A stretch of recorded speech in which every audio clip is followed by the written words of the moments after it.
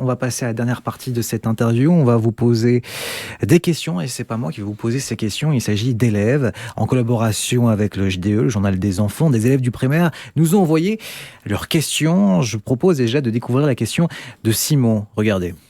Bonjour Madame Désir, j'ai une question à vous poser. C'est que faites-vous en tant que ministre de l'enseignement? Voilà. Simon vous pose donc cette question. Que faites-vous en tant que ministre de l'enseignement obligatoire en Fédération Wallonie-Bruxelles? À quoi ressemble votre journée? Alors, bonjour Simon, merci pour ta question. Donc, comme ministre de l'enseignement, j'ai beaucoup de travail puisque je dois m'occuper de 2500 écoles, 900 000 élèves et environ 100 000 enseignants. Et donc, c'est évidemment énormément de travail. Mon but, c'est d'essayer d'améliorer le fonctionnement de l'école et de faire en sorte que finalement tous les enfants aient accès à l'école et aillent le plus loin possible dans leurs études. Ça, c'est vraiment mon travail comme ministre de l'enseignement. À quoi ressemblent mes journées? Je me lève tôt, je lis les journaux et spécialement tous les articles qui concernent l'école. Ensuite, je me rends à mon cabinet, je participe à des réunions avec mes collaborateurs ou avec d'autres acteurs extérieurs qui s'occupent de l'école. Souvent, je réponds à des questions des journalistes pour essayer d'informer au maximum la population de ce que je fais. Parfois aussi, je dois me rendre au Parlement pour répondre à des questions que me posent les députés. Je dois justifier de mon travail auprès du Parlement parce que ils contrôlent quand même que je fais bien mon travail. Et voilà, un petit peu, c'est très varié comme travail et je travaille aussi avec d'autres ministres du gouvernement. On se réunit tous les jeudis matins. Voilà, donc on voit que ces journées sont vraiment bien remplies. Autre question, c'est celle de Zélie qui vous pose une question par rapport aux vacances. Regardez. Bonjour, je m'appelle Zélie, j'ai 11 ans et je me demande pourquoi les vacances changent-elles cette année? Alors, Zélie vous pose la question pourquoi les vacances vont changer prochainement. Je pense que Zélie est déjà au courant qu'il y a une réforme des rythmes scolaires et donc que les grandes vacances vont être diminuées. Est-ce que vous pouvez rassurer Zélie? Il y aura autant de jours de vacances, mais ils seront dispatchés, c'est bien ça? Voilà, c'est exactement ça, Zélie. On va un petit peu changer finalement la façon dont l'année scolaire est divisée entre les périodes de cours et les périodes de repos. Alors, Zélie et tous les autres, vous aurez peut-être remarqué que parfois, pour le moment, l'année scolaire, elle est un peu déséquilibrée. On a des périodes comme ça très longues entre deux périodes de vacances et puis d'autres périodes beaucoup plus courtes. Et à la fin des périodes très longues, tout le monde est un peu fatigué, les professeurs, mais aussi les élèves tirent tous un peu la langue et on voit que c'est pas l'idéal en termes d'apprentissage. Dans ces périodes où on est très fatigué, on apprend pas très bien. Et donc, depuis de nombreuses années, il y a des experts en chronobiologie, donc c'est vraiment dans l'étude des rythmes, qui nous disent que c'est pas en fait la meilleure façon de faire. On travaillerait tous beaucoup mieux si on avait un rythme plus équilibré pendant toute l'année, avec une alternance de 7 semaines de cours et de 2 semaines de repos. Et donc, c'est vrai qu'on va un petit peu raccourcir les vacances d'été, mais du coup, on va regagner du temps aussi de vacances, à la fois à Carnaval et à la Toussaint, où on aura 2 semaines au lieu d'1 semaine de vacances, ce qui nous permettra de mieux recharger les batteries et de mieux redémarrer ensuite. Et donc, c'est vrai que ça va changer un peu les vacances d'été, qui, elles, par contre, sont un peu trop longues, ce qui fait qu'on perd un peu en apprentissage pendant ces trop longues vacances. Et donc, au lieu de terminer le 30 juin comme maintenant, de reprendre le 1er septembre, on va systématiquement terminer le vendredi, le premier vendredi de juillet et on reprendra l'année le dernier lundi du mois d'août. Ce qui veut dire que la date de rentrée en classe changera d'année en année. Mais ce sera toujours le lundi. Ça nous évitera d'avoir des demi-semaines. Cette année, on rentre un mercredi. C'est en plein milieu de la semaine. C'est pas très, très facile en termes d'organisation. J'ajoute une précision à la question de Zélie. Est-ce que vous êtes prêt à faire des exceptions aussi pour cette réforme des rythmes scolaires? En tout cas, pour les enfants qui sont scolarisés, frères et sœurs, un en en Flandre, par exemple à Bruxelles, dans l'enseignement flamand, et une sœur qui est, par exemple, scolarisée dans l'enseignement francophone, toujours en région bruxelloise.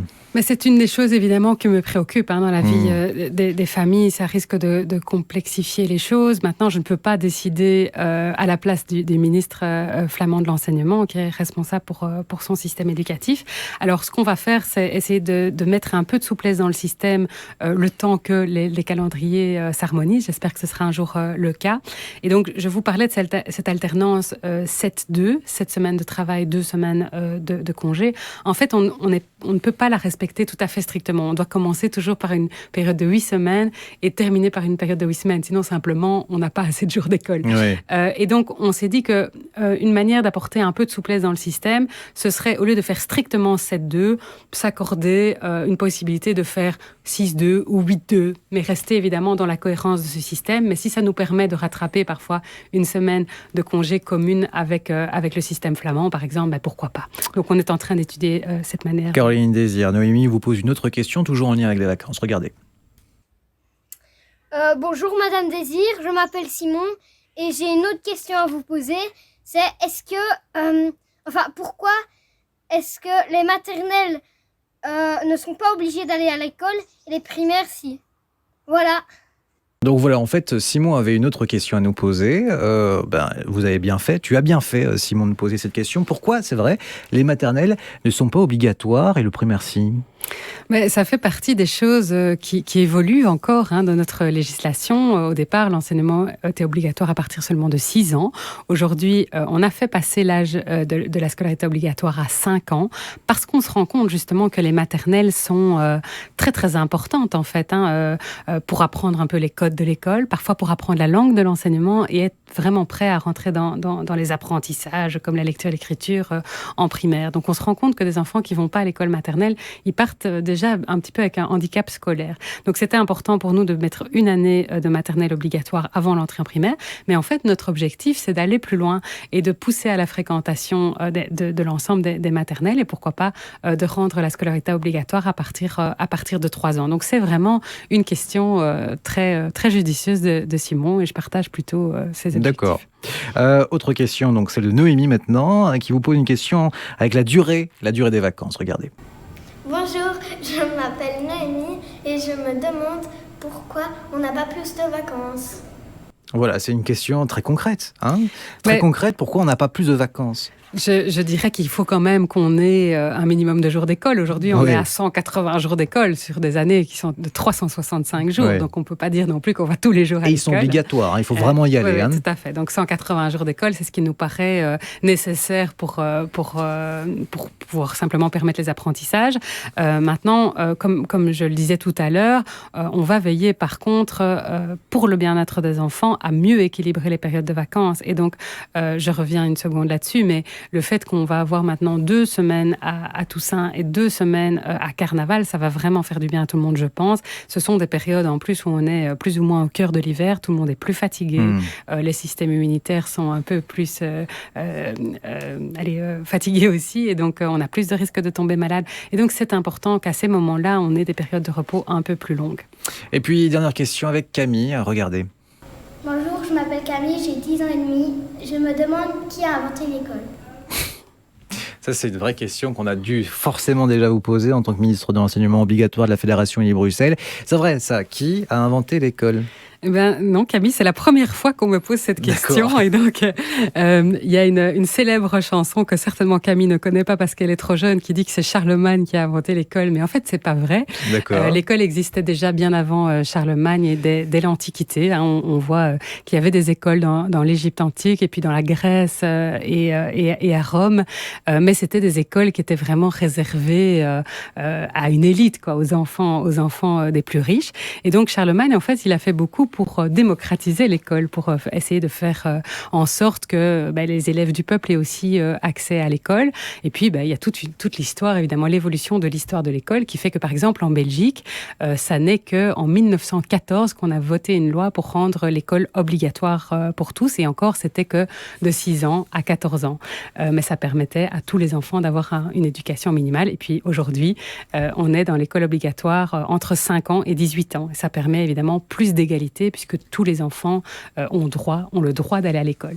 Voilà, merci aux élèves, à ces jeunes élèves d'avoir participé à cette émission, nous envoyant évidemment leurs questions. Et merci à Corinne Désir, la ministre de l'Enseignement obligatoire en Fédération Wallonie-Bruxelles, d'avoir répondu à toutes ces questions merci de ce très large entretien. Merci à vous de nous suivre. C'était Il faut qu'on parle.